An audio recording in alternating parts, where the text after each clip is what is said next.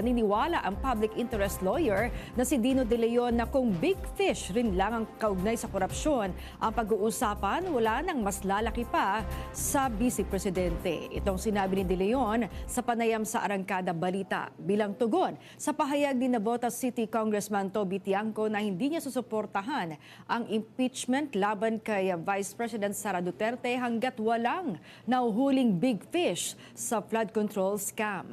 Para kay De Leon, mapa-flood control, mapa-procurement o confidential funds ang mataas na pwesto bilang Vice President ang siyang maituturing na big fish.